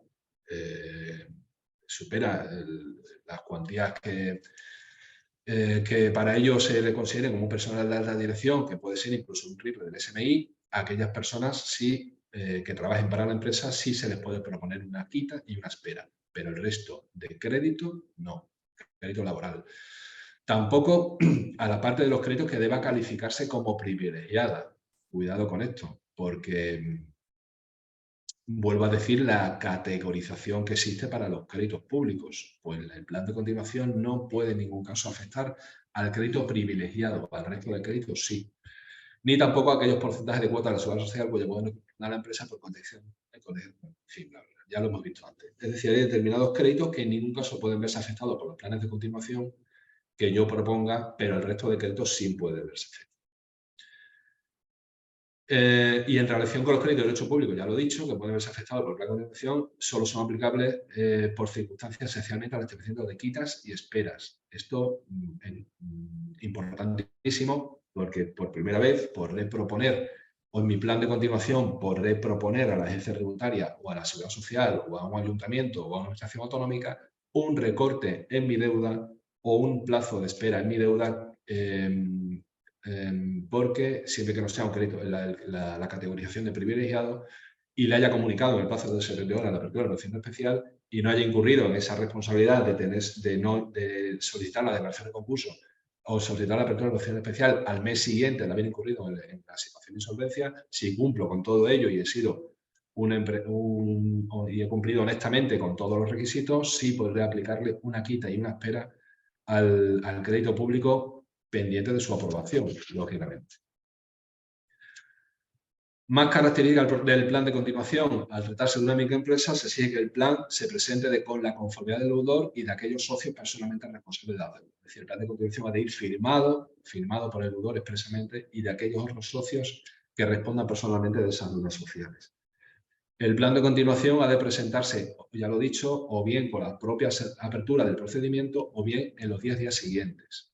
Si yo no presentara el plan en plazo, automáticamente se reconvierte mi plan en liquidación, mi procedimiento en liquidación, no se me tiene por desistido, se reconvierte en liquidación.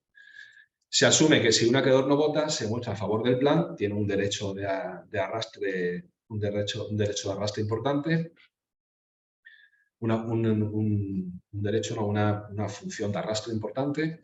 Los acreedores afectados pueden solicitar la declaración de incumplimiento del plan, sin duda ninguna, y el plan se entenderá fracasado si el deudor incumpliera en algunas de las obligaciones tributarias o frente al social devengadas con posterioridad a la apertura del procedimiento, no las anteriores, porque las anteriores son las que hemos visto que van en el plan.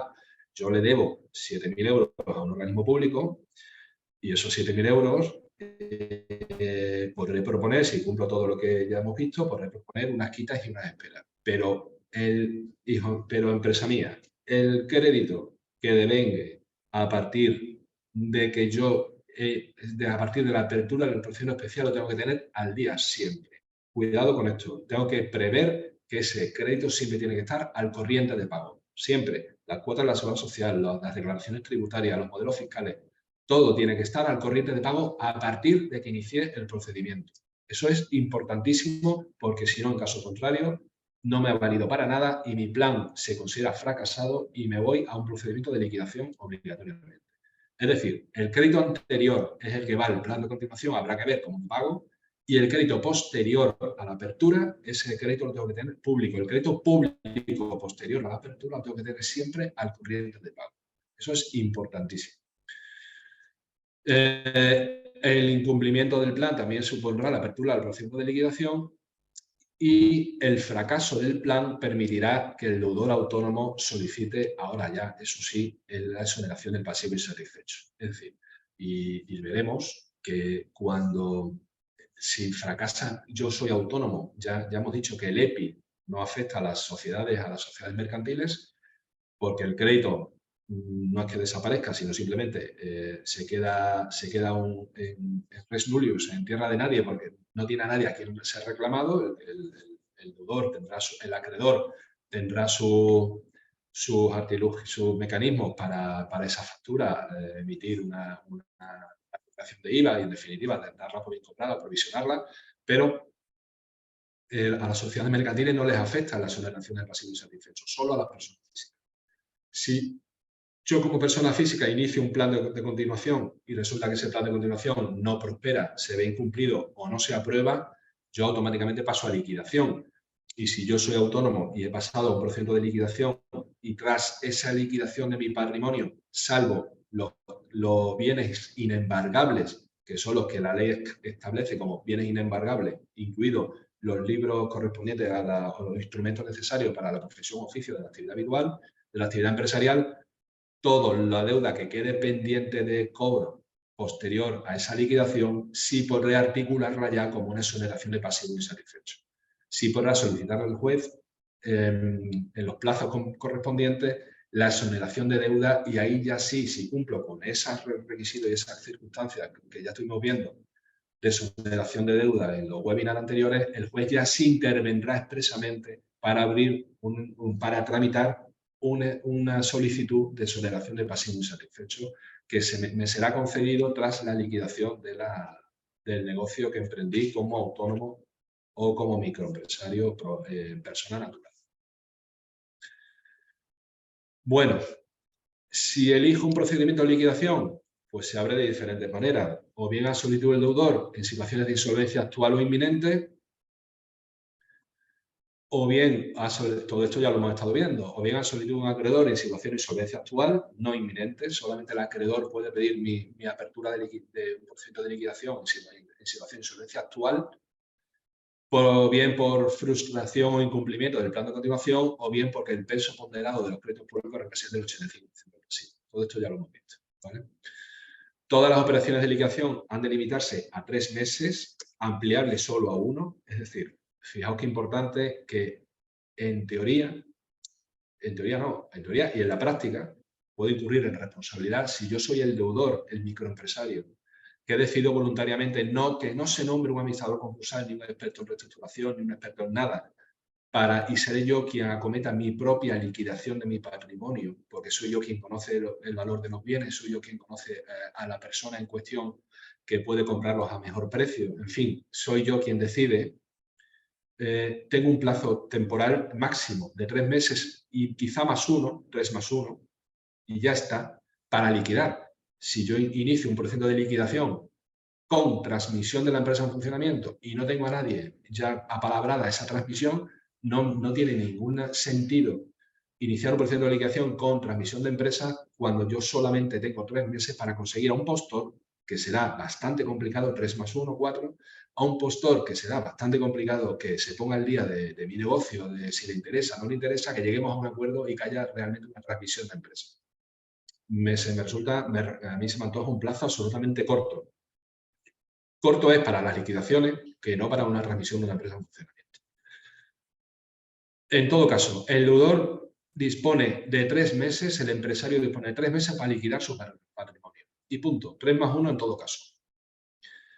El plan de liquidación, os acordáis que el plan de continuación había que presentarlo en los 10 días siguientes y ahora resulta que el plan de liquidación lo tengo que presentar en los 20 días siguientes, que son 10 días más. Yo no sé por qué esa diferencia de 10 a 20, porque realmente 20 días son 20 días hábiles. Es que nos estamos yendo a 20 días hábiles en un mes natural o más. Y si yo presento mi plan de liquidación al mes natural o más, ya he consumido uno de los 3 meses que tengo para liquidar. Yo creo que es un plazo absolutamente larguísimo y que no tiene ningún sentido. Tanto el plan de continuación como el plan de liquidación hay que presentarlo a la mayor brevedad para llevar un saneamiento lo más acorde posible a la realidad o una liquidación lo más rápido posible a la realidad. Pero, en fin, la ley dice lo que dice. Se presenta un plan de liquidación en los 20 días siguientes con detalle de reglas y calendario, priorizando en el plan de liquidación, si fuera posible, la venta de la empresa en funcionamiento. Pues bien, no tengo postor, yo cuelgo en la plataforma de liquidación, que yo mismo lo hago como deudor, a través de mi abogado y mi procurador, cuelgo en la plataforma de liquidación, cuelgo publico para aquel que esté interesado de toda España, o aquel fondo buitre, o aquel que sea una empresa en funcionamiento, y veré si obtengo o no tengo algún costo. Yo vuelvo a repetir, me parece absolutamente de locos acometer esa salida cuando en un planteamiento de liquidación, a menos que tenga alguien interesado. Si tengo alguien interesado, ¿he de publicar en la plataforma? Sí. Pero si tengo alguien interesado, procuraré articularlo todo para llegar a buen fin con esa persona. Salgan o no salgan postores nuevos, que seguramente no salgan. La operativa de la liquidación la lleva el deudor, pero los acreedores, siempre que representen el 20% del pasivo, pueden solicitar el nombramiento de un administrador concursal con suspensión de facultades, que ya lo hemos visto y también puede ser solicitado por el propio deudor.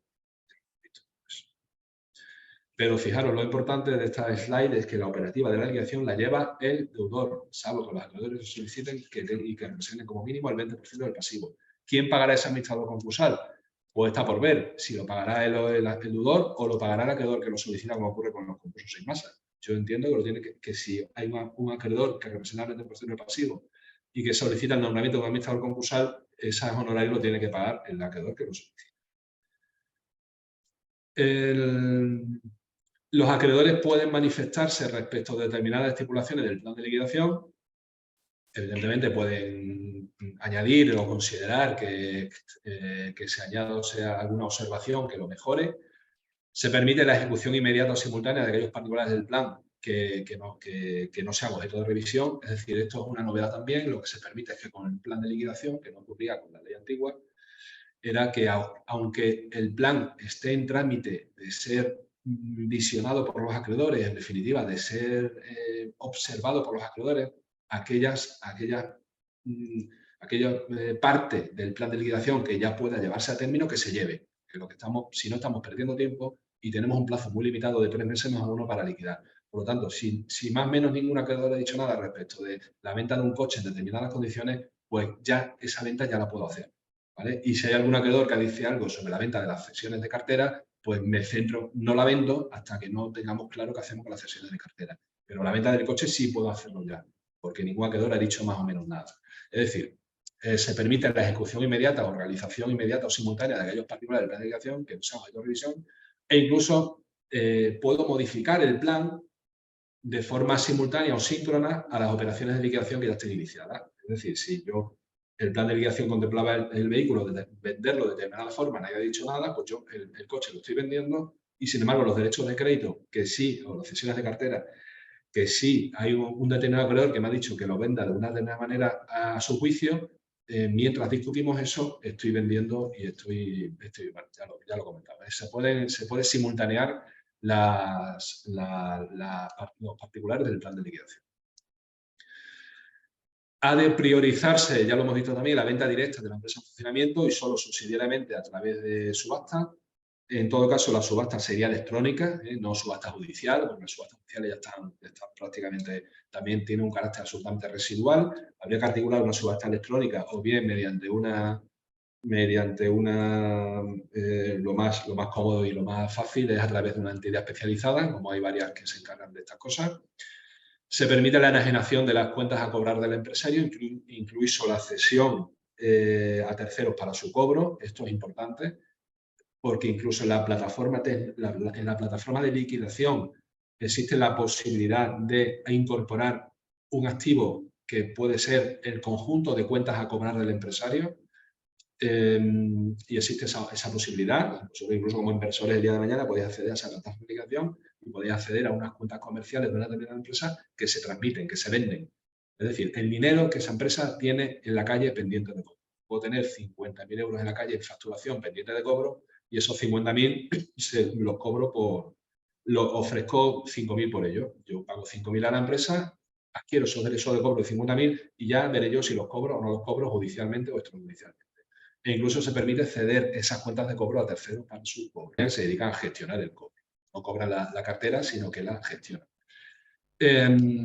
Si estamos hablando de bienes inmuebles, la realización obligatoria de bienes individuales mediante bienes inmuebles o muebles, mediante la plataforma electrónica o agente especializado, solo excepcionalmente se pueden utilizar otros medios. Culminada la liquidación o transcurrido el plazo, el deudor o el administrador concursal presentará un informe final de liquidación y conclusión del procedimiento, o el administrador concursal, porque puede que se nombre. Ya hemos visto que era una opción popular. Si no se nombra, es el deudor, cuando transcurrió el 3+1, tiene que presentar un informe final de cómo ha liquidado, de qué manera ha liquidado y solicitar el cierre de la apertura del procedimiento. Esto es importante porque aquí puedes incurrir en responsabilidad. Es decir, sí que es verdad que hay una especie de control a posteriori, no a priori. El juzgado puede controlar a posteriori si tú te has ceñido a liquidar tu patrimonio tal y como te marcaba la norma. Y si tú, que son las circunstancias que hemos visto de aquí para atrás. Si tú te has ceñido a liquidar tu patrimonio como marcaba la norma, no has incurrido en ninguna responsabilidad y todo eso lo tienes que detallar en un informe final que sí que hay que presentar al juzgado e incluso comunicarle a los acreedores con copia.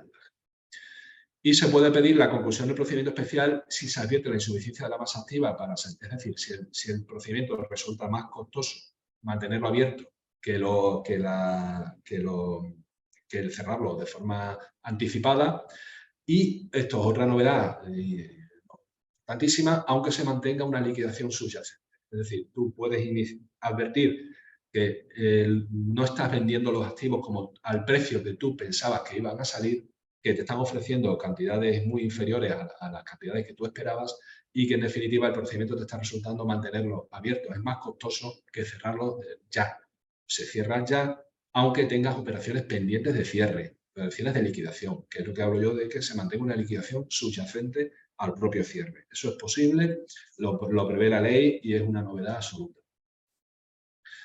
Y ya culminada la liquidación del procedimiento, será entonces y no antes cuando el deudor autónomo puede solicitar la exoneración del pasivo insatisfecho, pero siempre y cuando sea una persona física. Ya hemos dicho que la persona jurídica, con la conclusión del procedimiento, el juez ordena la extinción de esa sociedad en el registro mercantil.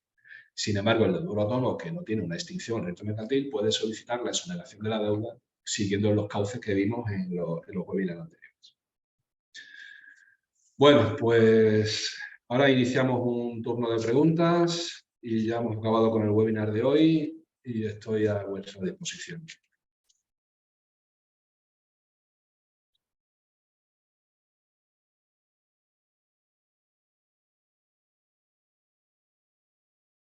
Y no te escucho nada.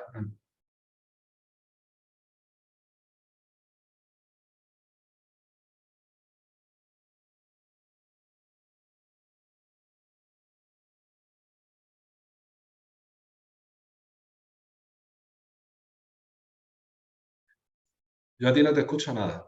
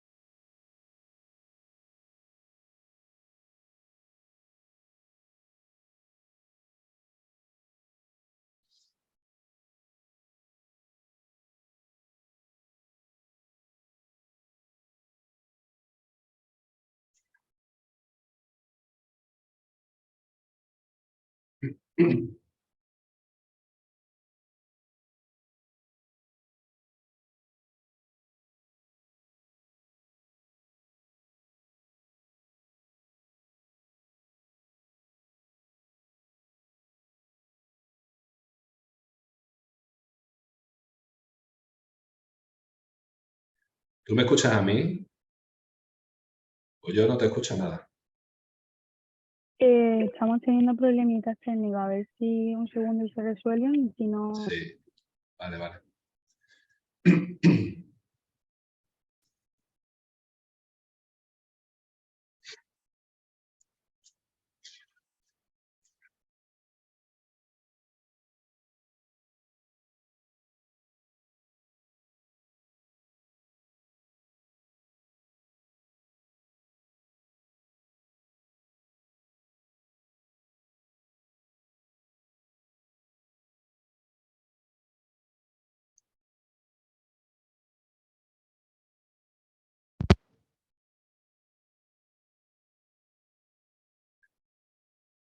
Bueno, mientras tanto me escucháis, ¿no? Sí. Ay, no, perdona. Si os parece, pues lo que vamos a hacer es pasar un poco a la ronda de preguntas, ¿vale? Sí, sí, sí. Y vemos, ¿vale? Nos dejan por el chat. El Venga. abogado y el procurador entiendo que no tendrán inconveniente en cobrar sus honorarios a la hora de la firma de la hoja del encargo previa a la presentación del procedimiento, ¿verdad? ¿Cómo? Perdona, que el abogado y el procurador no tendrán inconveniente a... No he entendido, perdona, ¿me lo puedes repetir? Sí, dice, el abogado y procurador entiendo que no tendrá inconveniente en cobrar sus honorarios a la hora de la firma de la hoja de encargo previa a la presentación del procedimiento, ¿verdad? Pues sí, por supuesto, claro. Sí, sí. Genial.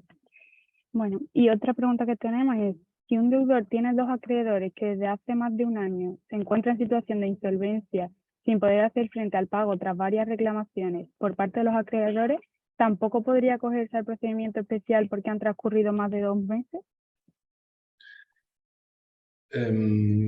Existe riesgo, claro que sí. A ver, existe un deber legal de solicitar la declaración de concurso, como hemos visto, en los 2 meses siguientes a conocer su situación del estado de insolvencia. No sé si estamos hablando de personas físicas o de personas jurídicas, pero la ley no distingue. La ley distingue si es un autónomo o es un microempresario, como sociedad mercantil.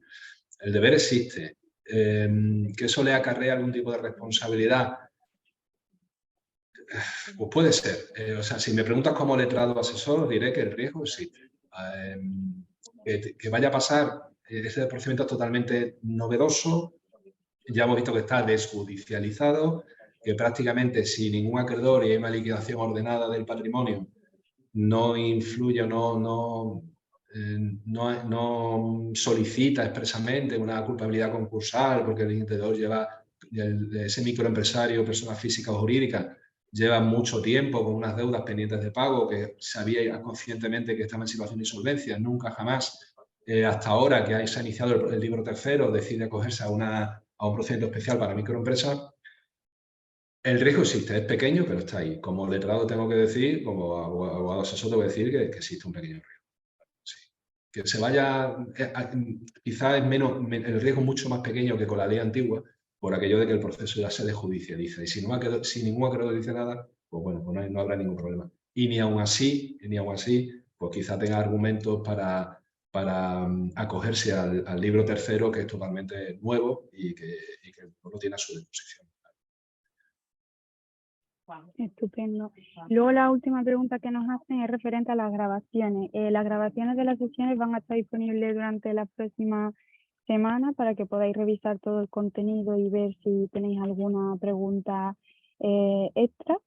Y nada, bueno, no, nos solicitan otra pregunta ahora mismo, pero bueno, confirmaros que sí que se van a subir, que en las próximas semanas las tendréis disponibles, que cualquier pregunta pues nos enviáis un mail o lo que sea, ¿vale?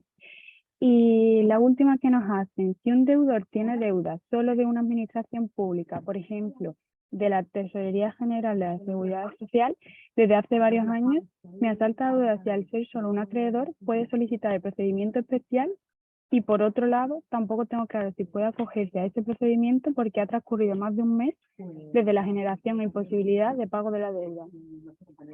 A ver, se necesitan como mínimo 2 acreedores. Sigue con la...